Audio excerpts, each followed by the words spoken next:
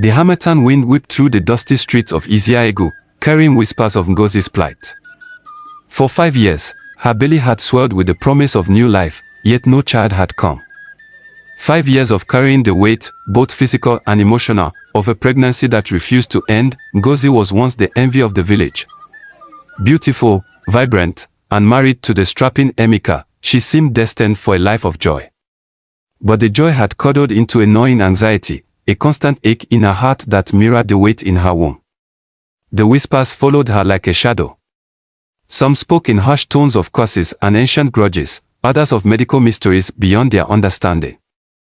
Her mother-in-law, the formidable Mama Nkechi, looked at her with a mixture of pity and suspicion, her once warm smile replaced by a tight-lipped frown. Emeka, bless his heart, remained steadfast. He held Ngozi's hand through countless visits to traditional healers and modern doctors alike.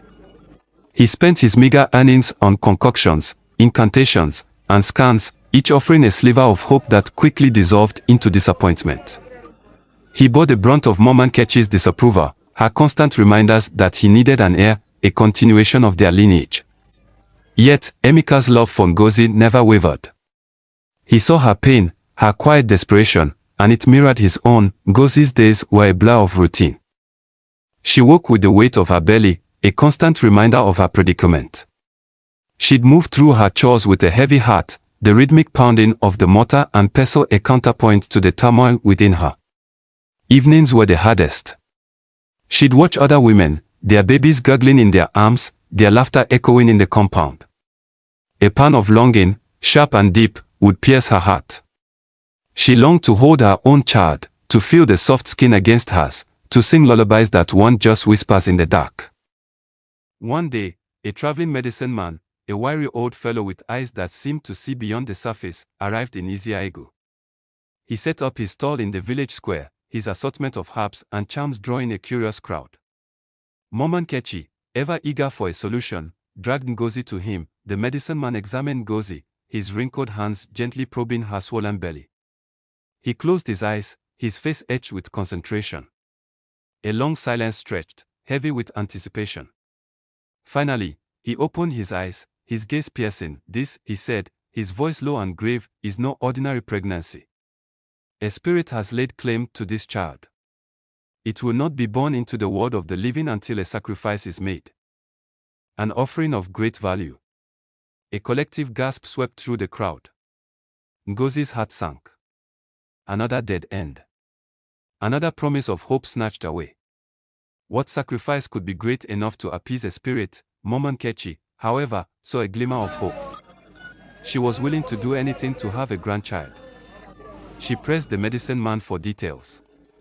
He spoke of ancient rituals, of offerings made under the light of the full moon, of appeasing their ancestors. That night, under the watchful eyes of the full moon, a small group gathered at the edge of the village. Mama Nkechi, Emeka, and a few elders watched as the medicine man prepared the ritual. He chanted in a language Ngozi didn't understand. His voice carried by the wind. He circled Ngozi, sprinkling her with a powdery substance. The air crackled with an unseen energy. Then, the medicine man pointed to a live goat, its white fur gleaming in the moonlight. He raised his knife. Ngozi closed her eyes, a wave of nausea washing over her. She couldn't bear it. Not another sacrifice. Not another ritual that would lead to nothing. Suddenly, a voice, clear and strong, cut through the chanting. "Stop." It was Emeka. He stepped forward, his face a mask of determination. "Enough," he said, his voice trembling but firm. "We've tried everything. Healers, doctors, rituals. Nothing has worked. I will not allow another creature to be sacrificed in the name of this endless pregnancy." He turned to Ngozi, his eyes filled with love. "Ngozi," he said, "we will face this together. We will find our own way.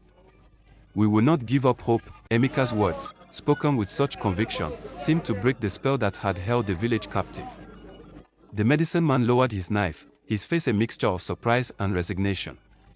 Mama Nkechi looked at her son, her eyes filled with a newfound respect. That night, something shifted in Ngozi. Emeka's unwavering belief in her, his refusal to give up, gave her a strength she didn't know she possessed. She realized that her worth was not tied to her ability to bear a child. She was Ngozi, loved by her husband, valued by her community. Regardless of the strange and unending pregnancy, she started to focus on the present, on the simple joys of life. She spent time with her friends, laughing and sharing stories. She helped other women in the village, offering her support and companionship. She even started learning a new craft, weaving intricate baskets that were admired by all. The whispers didn't stop, but they no longer held the same power. Ngozi had found her own peace, her own strength. She had learned to live with the mystery, to accept the unknown, and then, one day, after 5 long years, it happened. Ngozi felt a different kind of pain, a rhythmic tightening in her belly. It was a pain she had almost forgotten, a pain that signaled the beginning of a new life. After a long and arduous labor, Ngozi gave birth.